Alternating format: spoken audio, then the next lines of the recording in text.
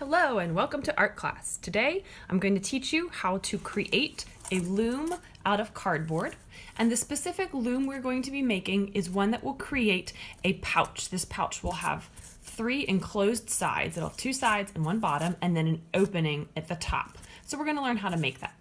Everyone has a piece of cardboard and we are going to create notches in the top and the bottom. These notches need to be about 1/4 inch apart. You can see I already made mine in the bottom. So what I'm going to do is take my ruler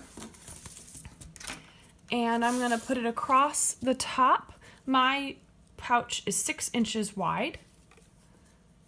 And I'm going to take my marker, and I'll tell you, I like to make my loom on my corrugated cardboard so that the ridges run horizontally.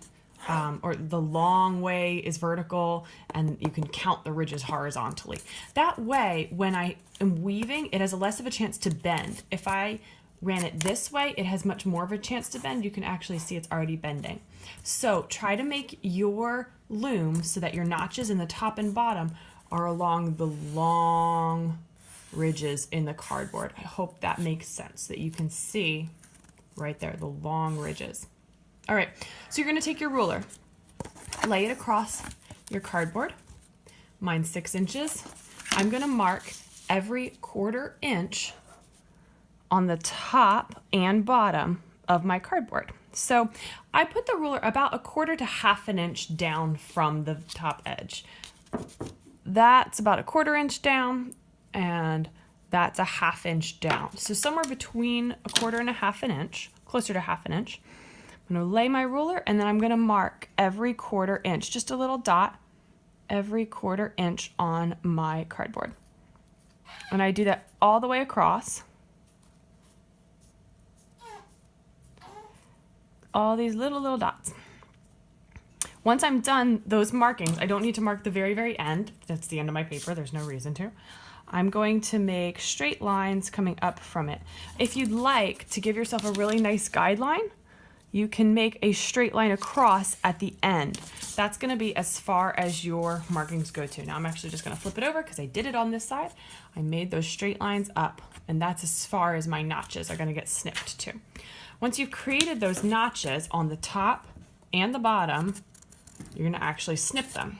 So, snip, snip. You snip to that line you made so that they're all the same length.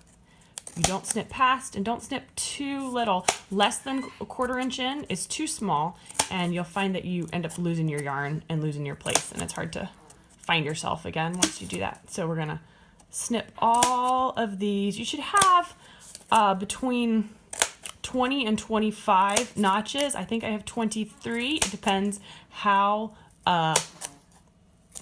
precise your measuring is. You should have about 23, but between 20 and 25 means you're in the right ballpark. If your measuring was really precise, you should have about 23. All right, and so that is how we create our loom. You're then going to designate one side as the top, one side as the bottom. I'm just gonna write top right here and bottom right here. And as close to the top as you can, you're gonna write your name. So I'm gonna write Mrs. C, because we're going to start our weaving at the bottom and build it up. We want to be able to see our name there. So that is how you create your loom. Our next video is going to be on how to put the warp strings on our loom. Create your loom and then watch the next video. Good luck.